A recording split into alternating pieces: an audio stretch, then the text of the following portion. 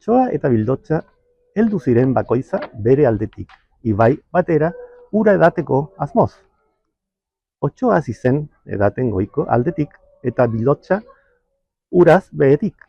Otsoak ikusirik hasi zela ura edaten Bildotsa. Zergatik loitu didazu ura ni edaten nengoen artean? Bildotsak erantzun zion bakiez. Nola diozu hori? Zure aldetik badator ibaiko ura ni nagoen beheko aldera.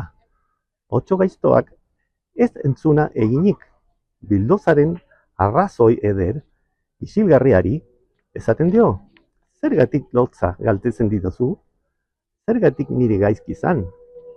Hori da nagusiago batik bidegabe handia egitea. Bildotzak idiotza. Ez dizut nik lotzari galdu, ez gaizkiri esan. Orduan bekoki, simirtu eta begirada azerratu batekin esaten dio, Otsoak.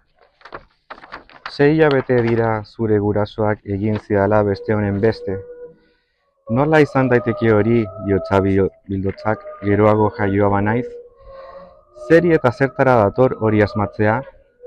Den bezala dela, zuk galdu didazu nire lartegia belarraianaz, esaten dio Otsoak.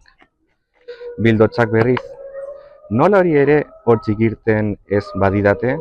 Nola jan belarra ohi huts eta samurrekin? Etzeukanean Otsoak zer erantzun arrazoi ainariei, estalkiak kendurik diotza.